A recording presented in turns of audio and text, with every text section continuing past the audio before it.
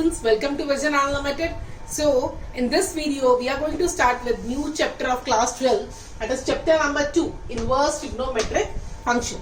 Inverse trigonometric function. Trigonometric function तो हमने already पढ़ा हुआ है class 11th में. We have already started 6 trigonometric functions. हमने उसकी domain भी पढ़ी है, range भी पढ़ी है.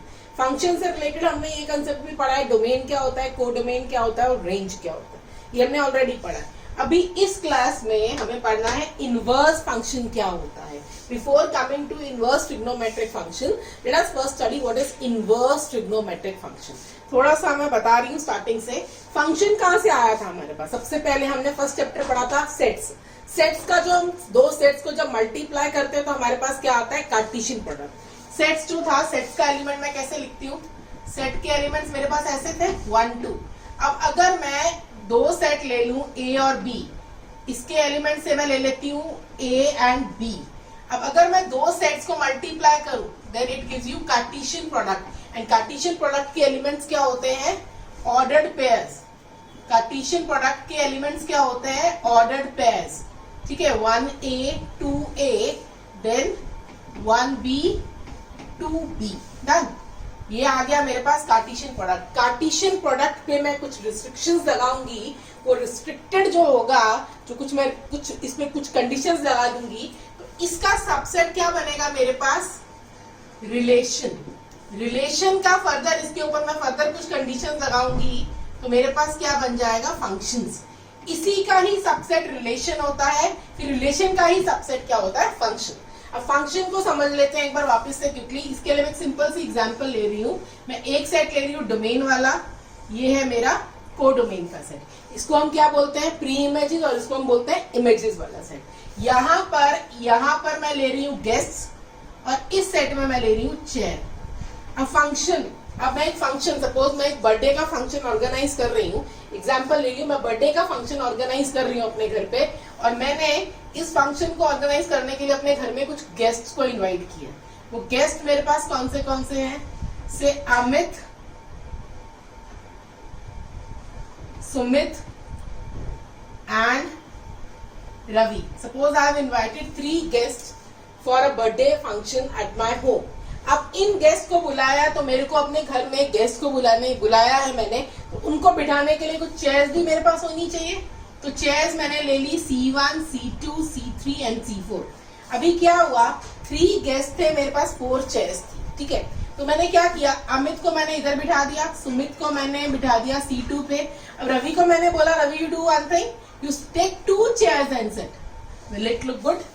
नो ना, डजंट लुक गुड. अगर मेरे पास रवि को मैं 2 चेयर्स दे दूं बैठने के लिए तो वो चीज तो अच्छी नहीं लगेगी ना. तो मैं क्या करूंगी, this doesn't look good. It means अगर ऐसी कंडीशन मेरे पास आए तो वो जो फंक्शन है, वो रिलेशन है, वो फंक्शन नहीं बनेगा. अगर मेरे पास ऐसी कोई कंडीशन आए कि मैं रवि को 2 चेयर्स पे बिठाती हूँ, means that relation will not be considered as a function. पहली आपको कंडीशन पता चली, तो फंक्शन नहीं बनेगा.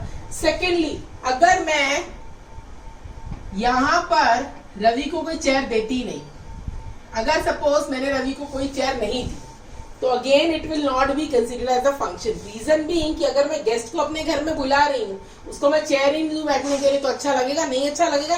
Again this will not be considered as function.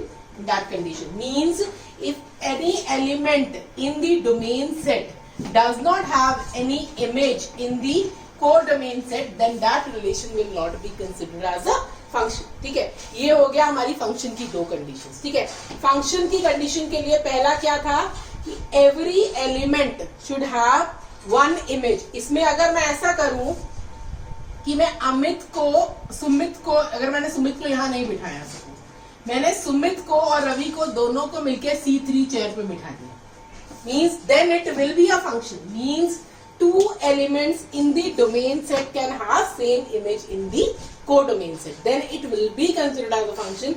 But if one element of the domain set is having 2 images in the codomain set, then it is not a function. Done. अभी function आपको clear हो गया. अब function में मैंने 2 categories पढ़ रखी है already in class 11.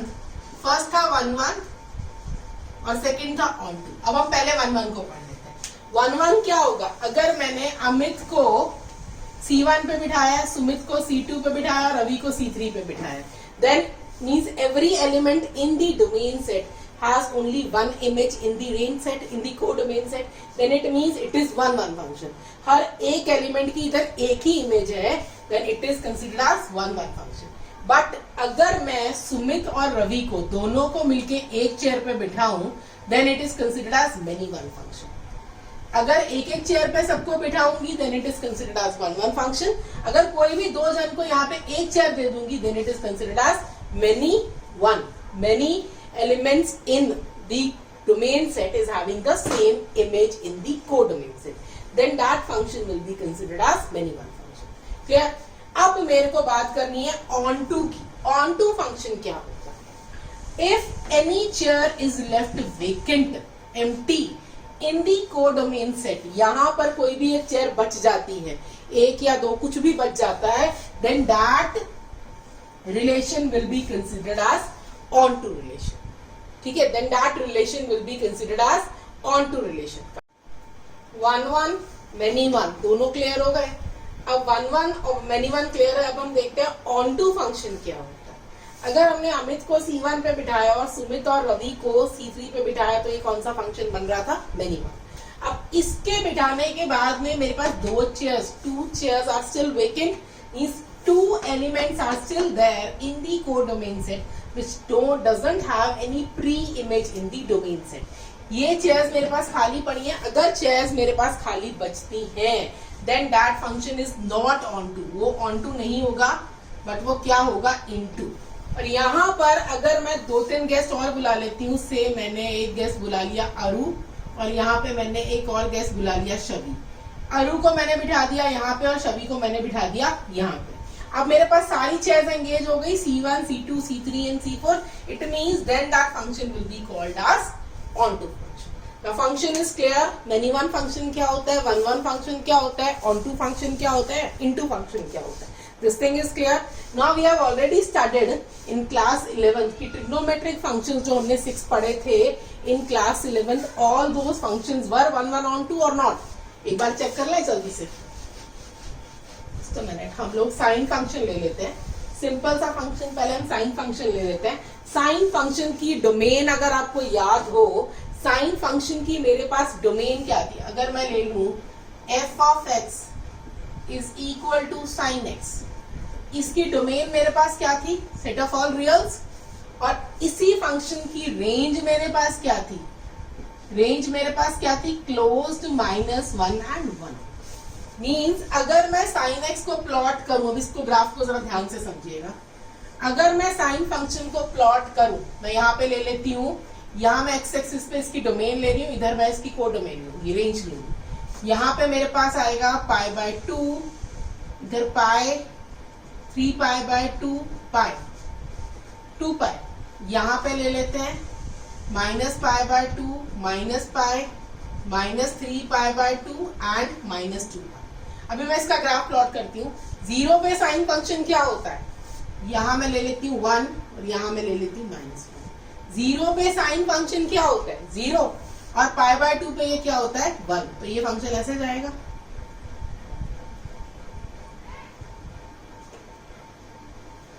It will be somewhat like this.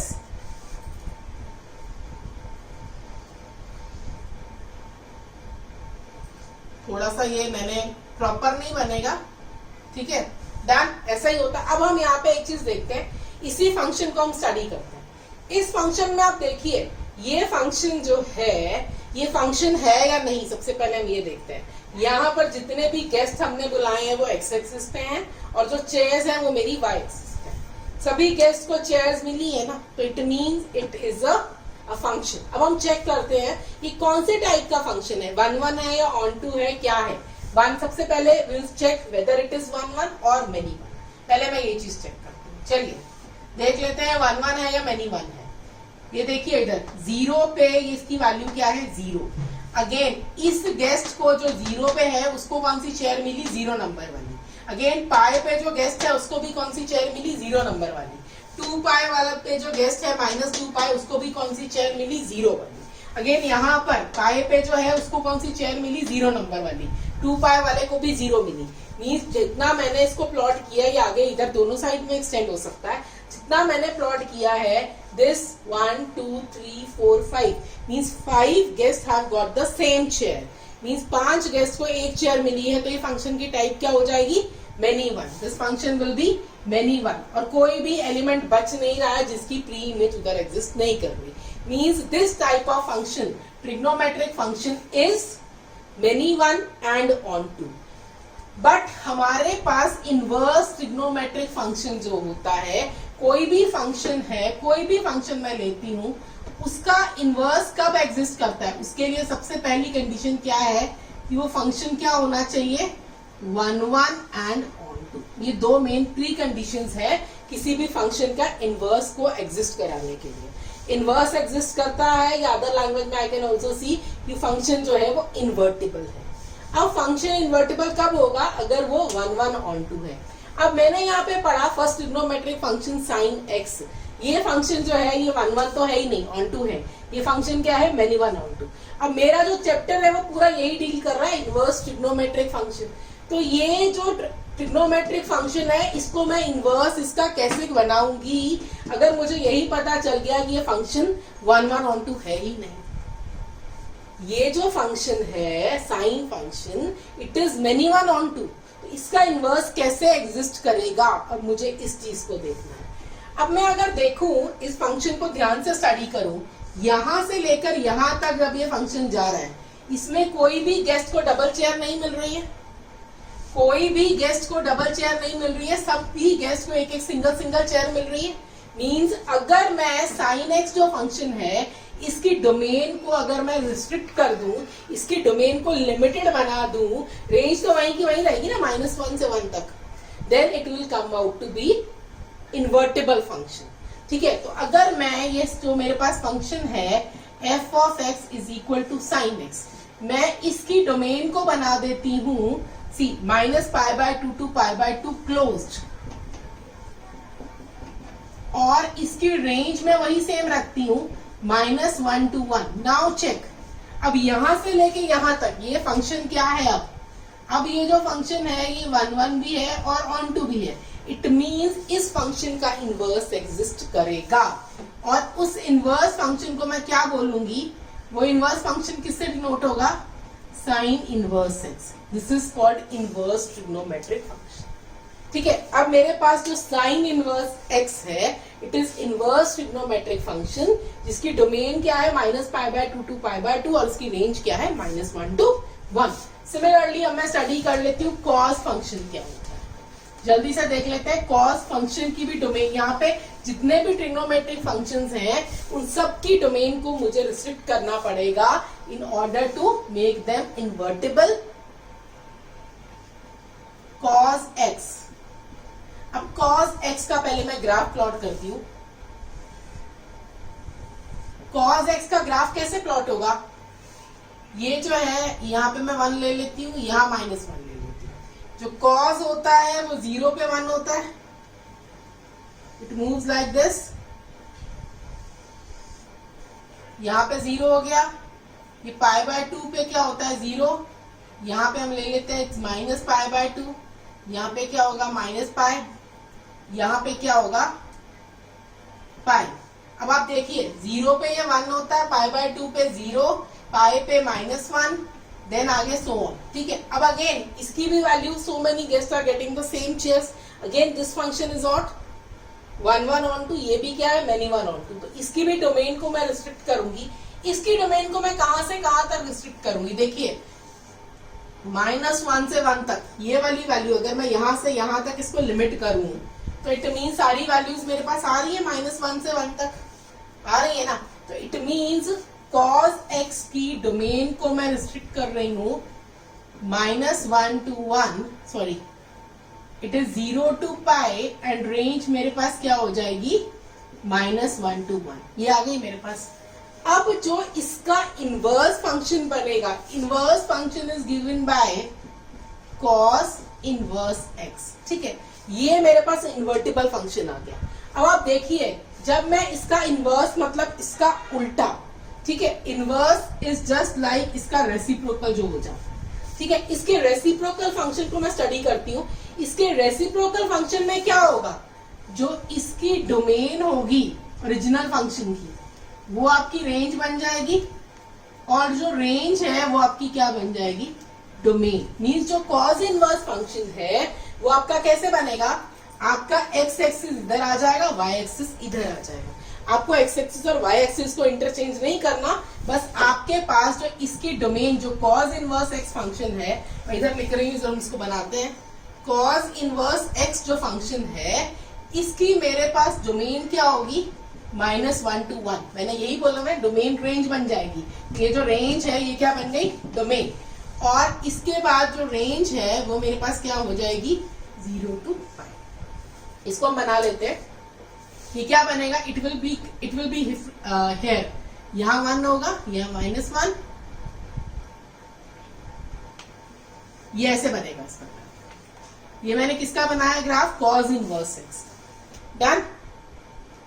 Similarly tangent x को भी हम स्टडी कर सकते हैं। टेंजेंट एक्स की डोमेन को हम कहां से कहां तक रिस्ट्रिक्ट करेंगे, टेंजेंट इनवर्स एक्स जो होता है इसकी डोमेन को मैं कैसे रिस्ट्रिक्ट करूंगी।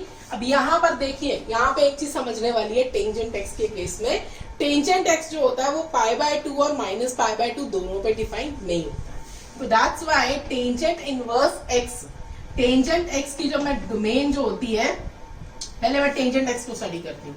टेंजेंट एक्स की डोमेन मेरे पास क्या होती है, it is set of all reals, और इसकी रेंज क्या होती है, again set of all reals, है ना, यही होती है ना। अब टेंजेंट इनवर्स एक्स जो है, मुझे इसको 1 1 on 2 बनाना है। टेंजेंट इनवर्स एक्स की मेरे पास डोमेन क्या हो जाएगी, सेट ऑफ ऑल रियल्स, ठीक है। बट इसकी मेरे पास में रेंज क्या होगी, it is -π/2 to π/2। Done, clear. इसकी डोमेन मेरे पास सेट ऑफ ऑल रियल्स होगी, और रेंज क्या हो जाएगी, -π/2 to π/2। डन। इसके बाद में विल स्टडी इसके जो साइन एक्स का मेरे पास रेसिप्रोकल क्या होता है, कोसैक एक्स। इसकी डोमेन और रेंज हम जल्दी से स्टडी कर लेते हैं। जो मेरे पास साइन एक्स का रेसिप्रोकल क्या होता है, cosec x. f of x is equal to cosec x. Cosec x is 1 over sin x. Sign कहाँ पे जीरो पे क्या होता है, जीरो। तो इट मीन्स कोसैक जो है वो जीरो और पाई के फैक्टर्स पे डिफाइन नहीं है, ठीक है। तो इसके अकॉर्डिंगली मैं देखती हूँ इसकी क्या हो जाएगी, f of x। अगर मेरे पास इसका जो इनवर्स फंक्शन है कोसैक इनवर्स x, इसकी डोमेन क्या होगी। अब आपको पता है इसकी डोमेन मेरे पास में इट विल बी -∞ to -1, ये क्लोज होगा इधर, यूनियन 1 to ∞। डन, ये हो गई इसकी डोमेन। क्योंकि ये फंक्शन जो है ये -1 से ऊपर नीचे रहता है और 1 से ऊपर रहता है, ये -1 और 1 के बीच में कोई वैल्यू नहीं होता। इसको मैं ऐसे भी लिख सकती हूँ, और it can be written like this, r minus of open -1। Done, clear. अभी मैं इसकी रेंज लिख लेती हूँ। इसकी रेंज मेरे पास क्या होगी, इट इज साइन की क्या थी मेरे पास, -π/2 to π/2 closed, -π/2 to π/2 close. But ये वहां पे बीच में कहां पे डिफाइन नहीं होगा, n π, where n belongs to z। Clear, ये मेरे पास आ गई कोसैक इनवर्स एक्स की डोमेन और रेंज, ठीक है। यहाँ पर एक चीज की ध्यान रखनी है आपको अच्छे से, कि जो फंक्शन ओरिजिनल फंक्शन है उसका उल्टा हो जाएगा डोमेन और रेंज। यहाँ पर जो डोमेन थी वो यहाँ पर रेंज बन जाएगी, यहाँ पर जो रेंज है वो यहाँ पे डोमेन बन जाएगी, ठीक है। अब मैं इसके बाद नेक्स्ट फंक्शन मेरे पास आता है f of x is equal to sec inverse x. Sec inverse x की अब डोमेन क्या होगी चेक कर लेते हैं जल्दी से। यहाँ पर भी सेम रहेगी, -∞ -1 closed union 1 to ∞। Done.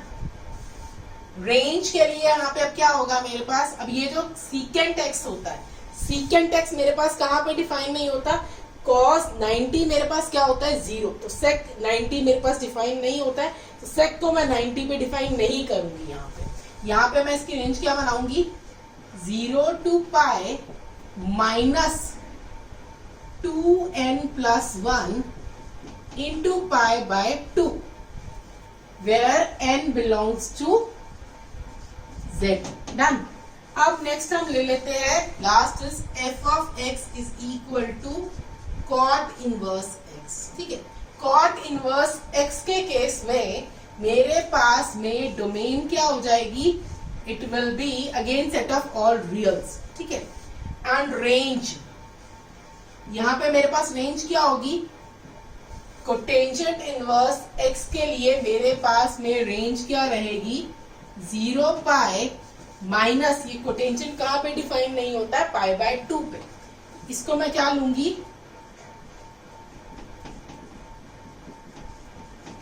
Done, where n belongs to z. Done. So now it is clear that inverse trigonometric functions होते क्या हैं, ये हमने पढ़ लिया इस वीडियो में. इनवर्स ट्रिग्नोमेट्रिक फंक्शन कहां से आए, ट्रिग्नोमेट्रिक फंक्शन अगर 1 1 on 2 हो जाए तो वो क्या बन जाएगा, inverse trigonometric function. Inverse trigonometric function के बनाने के लिए मुझे ट्रिग्नोमेट्रिक फंक्शंस की डोमेन और रेंज को मैंने रिस्ट्रिक्ट किया. वो रिस्ट्रिक्ट करने के बाद में मेरे पास जो इनवर्स 6 ट्रिग्नोमेट्रिक फंक्शंस आए, उनकी डोमेन और रेंज को हमने यहाँ पे स्टडी कर लिया. ठीक है, in our next video will study some formulas related to this.